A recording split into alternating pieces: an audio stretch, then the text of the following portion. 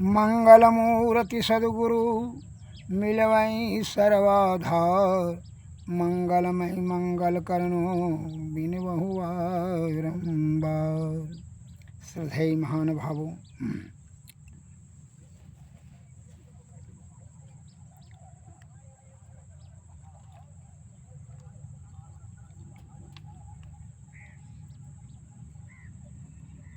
मुक्तिक उपनिषद शुक्ल यजुर्वेद का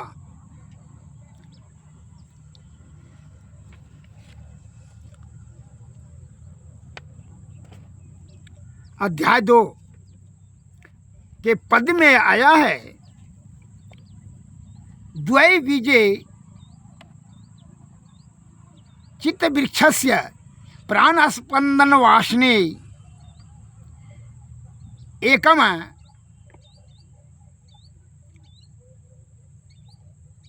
अस्मिश्च तयो छिने क्षिप्रम द्वे अपि नश्यतः। अर्थात चित्त रूप वृक्ष के 2 बीज हैं, प्राण स्पंदन और वासना।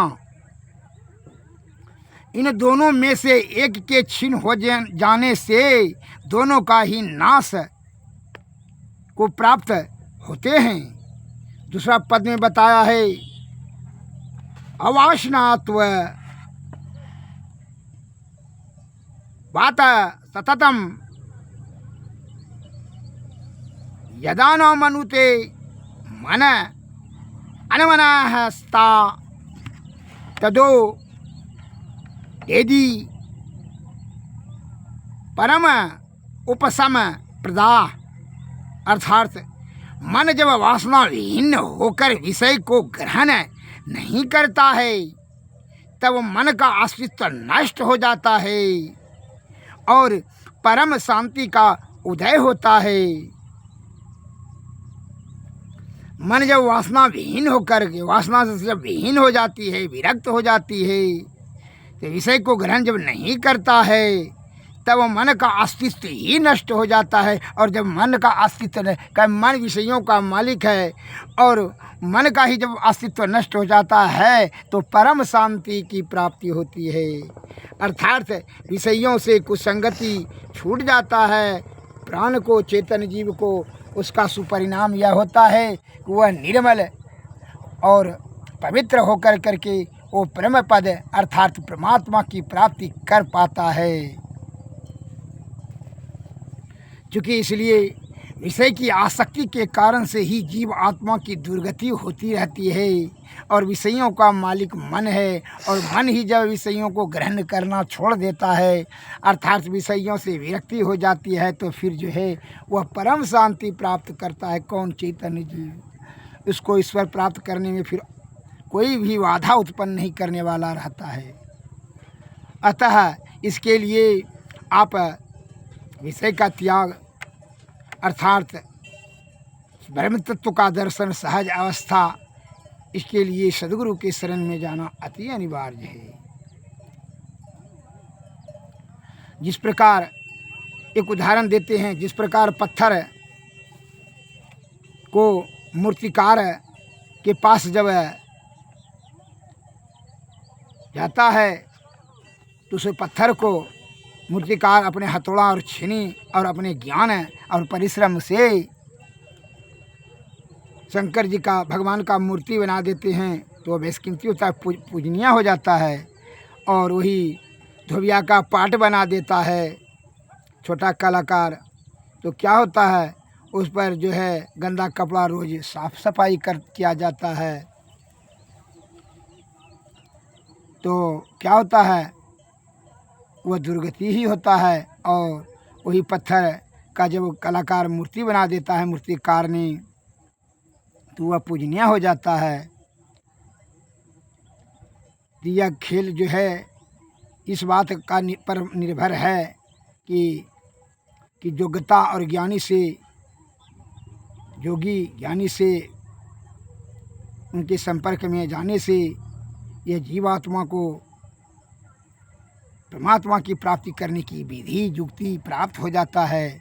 अतः इसलिए संत महात्मा लोग कहते हैं, संत दरस फल परम अनूप, ब्रह्म दरस सहज जीव स्वरूप। हे भाई, संत के दर्शन होने से अलौकिक लाभ की प्राप्ति होती है।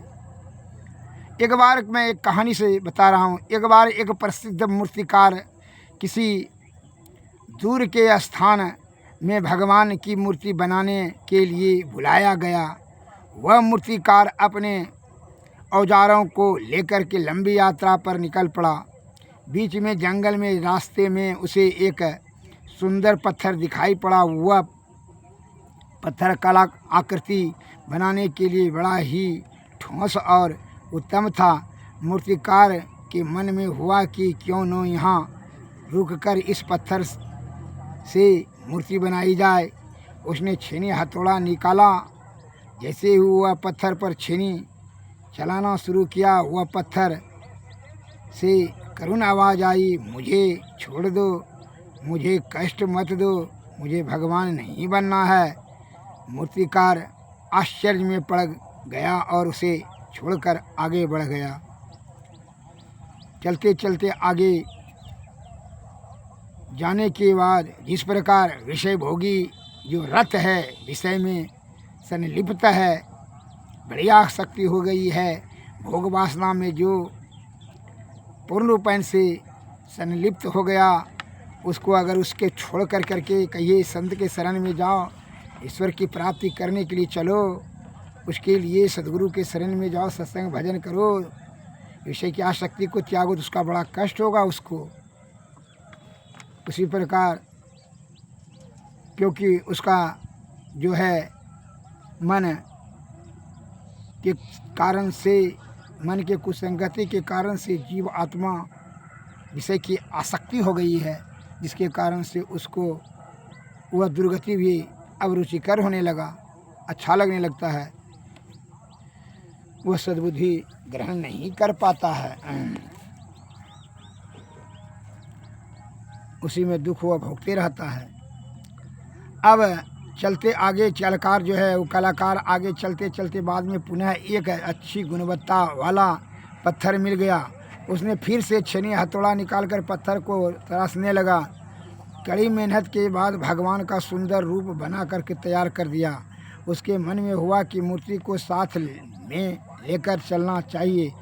उसने बहुत कोशिश की लेकिन पत्थर बड़ा भारी था, वह उसे उठा नहीं सका, अतः मूर्ति को वहीं छोड़कर आगे निकलना पड़ा। जब वह अपने गंतव्य स्थान पर पहुंच गया तो गांव के प्रधान ने मूर्तिकार को मंदिर दिखलाया और बोला, इसी मंदिर में स्थापित करने के लिए भगवान की सुंदर मूर्ति बनानी है। मूर्तिकार ने कहा, भाई बहुत मेहनत से मैंने एक मूर्ति बनाई है जो इस मंदिर के लिए बहुत अच्छा रहेगा, लेकिन वह जंगल में किनारे पर पड़ा हुआ है, मैं उसे ला नहीं सका। अगर कुछ आदमी चले तो किसी तरह उसे वहाँ से लाया जा सकता है। यह बात सबको पसंद आई। गांव के प्रधान ने के साथ बहुत से लोग फूल माला आदि लेकर बैलगाड़ी की व्यवस्था करके मूर्ति को लाने के लिए चल पड़े। गाजे बाजे के साथ बहुत आदर से मूर्ति को मंदिर तक लाया गया। पंडितों ने मिलकर उस मूर्ति की स्थापना और प्राण प्रतिष्ठा की। फिर प्रधान जी ने कहा कि एक और अच्छे मजबूत पत्थर की आवश्यकता है जो कि मंदिर के बाहर लगाया जाएगा, वह भक्तों को नारियल फोड़ने में काम आएगा। मूर्तिकार ने कहा कि एक और अच्छी गुणवत्ता वाला पत्थर मैंने जंगल में देखा है, अगर आप लोग पुनः चलें तो वह पत्थर को भी लाया जाए। तो कुछ लोग फिर जंगल की ओर गए और उस पत्थर को ले आए जिसे मूर्तिकार ने पहले देखकर छोड़ दिया था। मंदिर के बाहर उस पत्थर को स्थापित कर दिया गया। उद्घाटन के दिन भक्तों की बहुत लंबी कतार लग गई।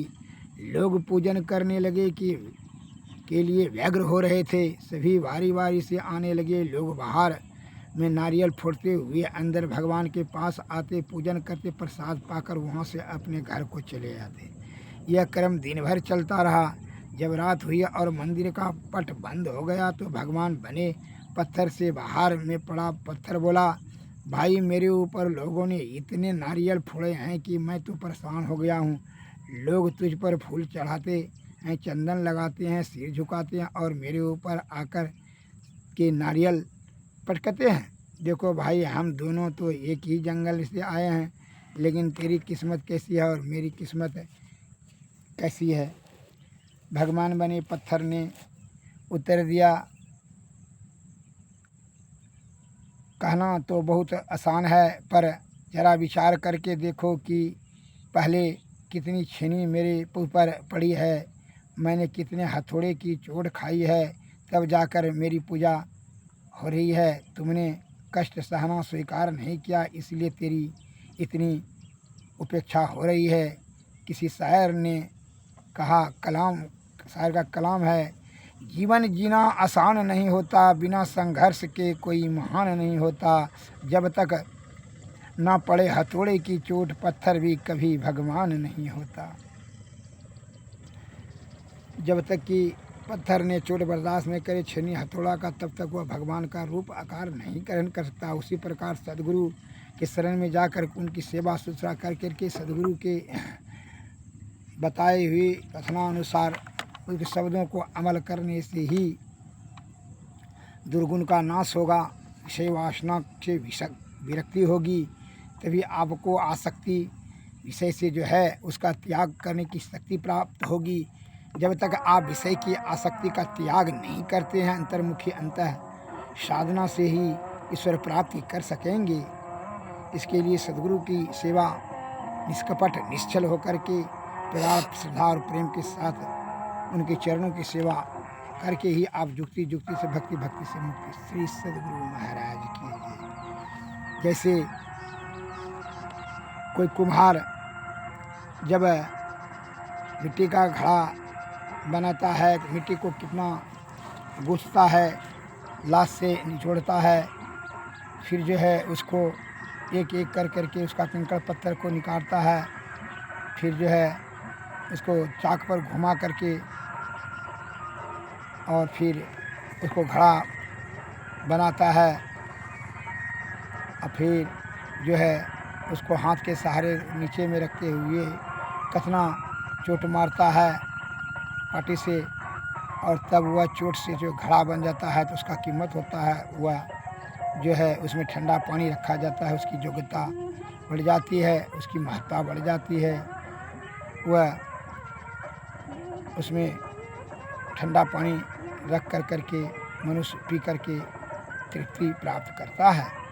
लेकिन वही दूसरा कलाकार जो मेहनत नहीं करता है, चिलम बना देता है, उसमें आगिन धुआं बराबर झोंक कर करके स्वयं का दूसरे का भी फेफड़ा जलाता है और अपने भी कलेजा जलता है चिलम ने, क्योंकि उसमें मेहनत नहीं है, ना कोई ज्ञान का समावेश है। इसीलिए ज्ञान और मेहनत जहाँ करके कोई कार्य करेगा उसके लिए सफलता सिद्धि अवश्य मिलेगी। इसके लिए कलाकार अर्थात योग्य महापुरुषों के शरण में जाना अति अनिवार्य है, तभी जो है आपको परम शांति की प्राप्ति होगी। विषय भोगी के संपर्क में जाएंगे, विषया आसक्त होकर के अधोगति में जाकर नाना प्रकार का दुख को भोगेंगे, जीवन मरण के चक्कर में फंस करके अनेक कष्ट सहना पड़ेगा। श्री सद्गुरु महाराज की। इसलिए संत महात्मा लोग कहते हैं कि चालू चालू चालू भाई, धरु गुरु पद धाई हो भाई, दिल अनुरागी भ्रम त्यागी हो भाई, तना सुख मन सुख इंद्रिय सुख सवे दुख, तज देवी से दुखदाई भ्रम खाई हो भाई। चलो चालू चालू भाई, धरु गुरु पद धाई, नव द्वार हो रामायति होनी मलिन होठावा त्यागी चढ़ो दासा दुआरे सुख पाऊ रे भाई भाजू भाई गुरु गुरु गुरु रूप ध्यान धरू मन सुख बिंदु मेरे कौन सुख देखो रे भाई गुरु बिन ज्ञान नहीं गुरु बिनु ध्यान नहीं मैं ही न गुरु बिनु यार उपकारी हो भाई चलू चलू चलू भाई गुरु धारू गुरु पद दाई हो भाई दृढ़ अनुरागी भ्रम त्यागी हो भाई। जीव उद्धार का द्वार पुकार कहाँ घट भीतर ही सत संतौनी समश्रुति संताप से कांप रहे भव भौर भ्रमत जीव हाँप रहे तीने ढाढ़स दे समुझाय कहे गुरु नाम सुमर सत संतौनी गुरु ध्यान धरो मन में अपने तिल द्वार लखो तन में अपने श्रुति जोड़ी चलो धुनि धारण में यह यत्न कहे सत संतौनी पंच केंद्र पे पहुँचो बचती अनहद नौवत ज्योति जरती कहूँ केवल ध्वनि अनुभव करती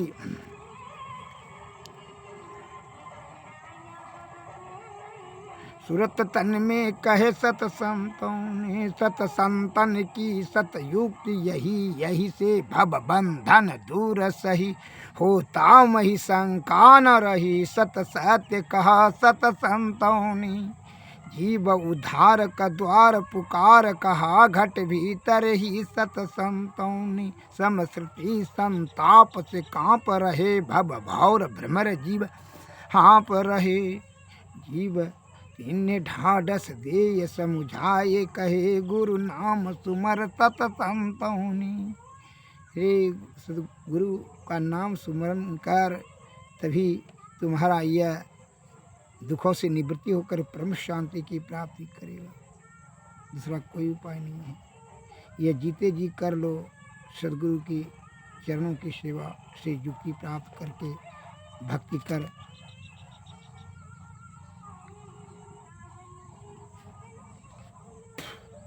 जहाँ सूक्ष्म नाद ध्वनि यज्ञ चक्र करो डेरा द्वार सूक्ष्म सुषमन तिल खिड़की पिल करो पारा जहाँ सूक्ष्म नाद ध्वनि यज्ञ चक्र करो डेरा नयन कान दौ जोड़ी छोड़ी करी मन मानस सकलो टुक टिको सामने प्रेम नेम करी अधर डगर धर लो जगमग ज्योति होती ध्वनि अनहद गैव कावज वाजा ध्वनि सुनी सुनी चढ़ना सत ध्वनि धरना महीसर का जहाँ सूक्ष्म नाद ध्वनि आज्ञा चक्र करुडेरा द्वार सूक्ष्म सुषमन तिल खिड़की पुल करो पार श्री